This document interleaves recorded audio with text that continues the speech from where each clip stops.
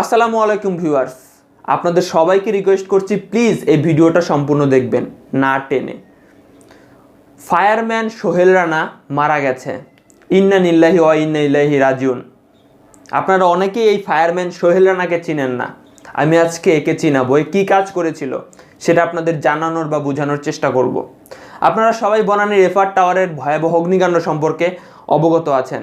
সেখানে যারা ক্ষুদ্র ক্ষুদ্র হেল্প করেছে, অর্থাৎ অগ্নিকাণ্ডের সময় মানুষের জীবন বাঁচিয়েছে, 2-4টা কিংবা পাইপ টাইপ ধরেছে, তাদেরকে আমরা হাজার হাজার ডলার পুরস্কৃত করেছি এবং তাদেরকে আমরা ভাইরাল করেছি। যেমন নাইম জসিম, এটা বলতে হবে না, আপনারা সবাই জানেন।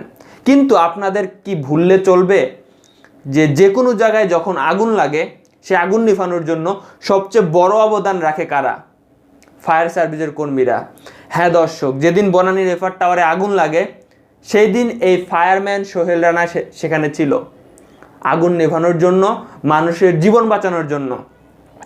কিন্তু ঘটনাচক্রে তিনি চরম আহত হন, গুরুতরভাবে আহত হন এবং তাকে উন্নত চিকিৎসা দেওয়ার জন্য সিঙ্গাপুরেও নিয়ে যাওয়া হয়েছে, কিন্তু তিনি বাঁচতে পারেনি, তিনি মারা গেছেন। তার জন্য সবাই দোয়া করবেন। এখন আপনারাই বলেন যে কার কথা আমাদের বেশি বলা উচিত, জসিম নাইমদের কথা, না যারা আমাদের জন্য জীবন দিয়েছে তাদের কথাই, সোহেল রানাদের কথা?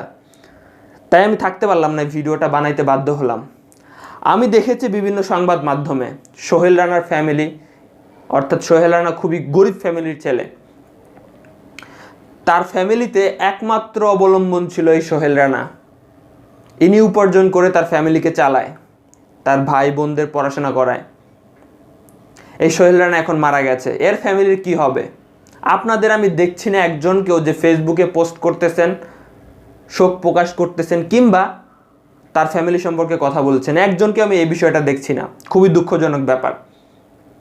দর্শক শ্রোতা, যারা ভালো অরিজিনাল ভালো কাজ করেছে, যারা জীবন বাজি রেখে আপনাদেরকে বাঁচায়, তাদেরকে কি সাহায্য করা উচিত না? এই সোহেল রানা এখন মারা গেছে, আর ফ্যামিলির কি অবস্থা হবে? আর ফ্যামিলি এখন কিভাবে চলবে?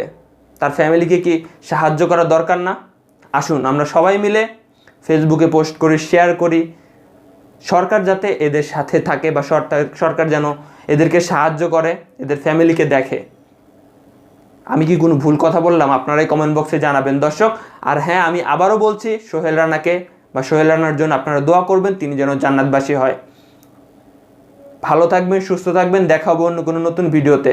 আর ভিডিওটা শেয়ার করবেন আর অবশ্যই লাইক করবেন। সবাইকে আবার আসসালামু আলাইকুম।